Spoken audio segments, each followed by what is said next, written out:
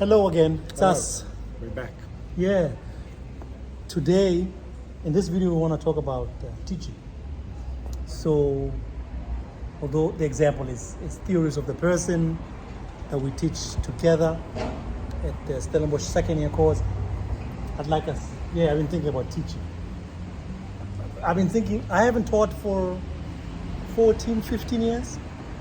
I supervise students, but I found that I was talking about teaching from memory. So every year, and then now I'm teaching.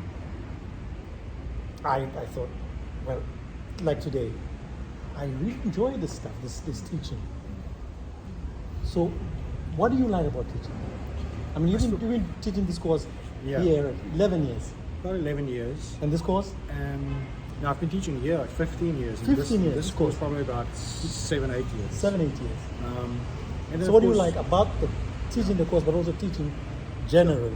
I should start by saying that I do still enjoy teaching a lot. And not just, because some of my colleagues say they like the postgraduate teaching. I do like the undergrad teaching. I wish more people would come to class because it's nice to have people there. And there's and it was bad for me the COVID time when we didn't teach it live. I like coming to the class. And, why is that? I don't know. There's an energy. So there's something about the physical act of teaching that's nice. But this work, for me, it's I don't know. Every year I teach it a little bit differently. I feel I learn a lot. I know it's like a cliche when a teacher says, yeah, I learned. But it's true.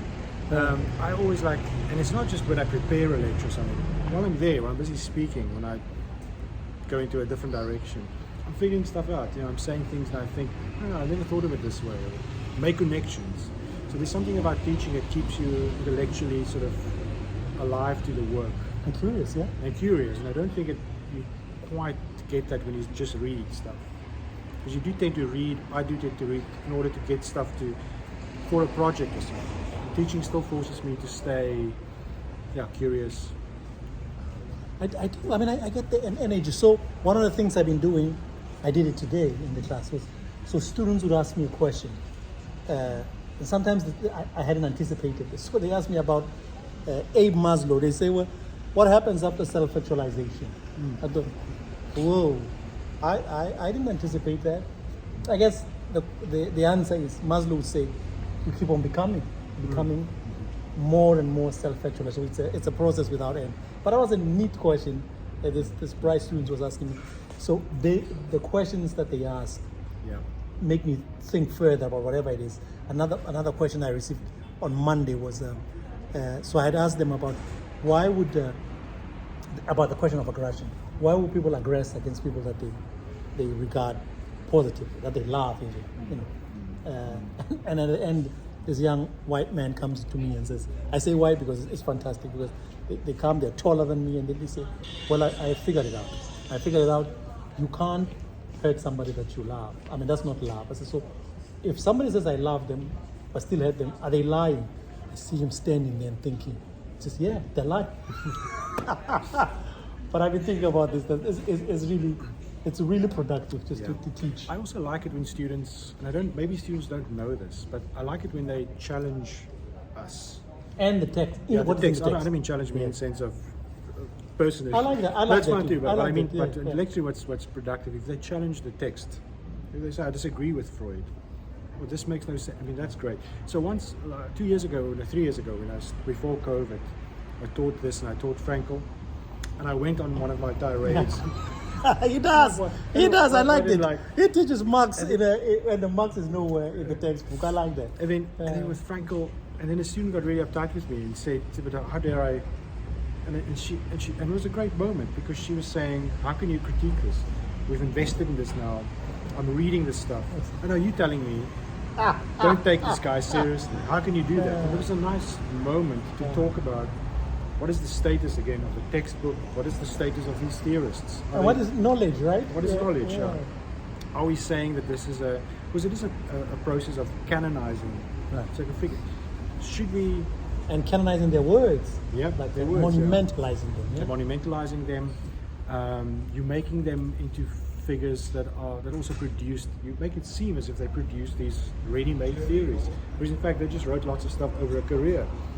And the textbook, in a sense, forces. And now we're talking about the textbook again, but it forces a kind of unity on a body of work that wasn't there necessarily. Right. It's not true that someone like Freud did it himself.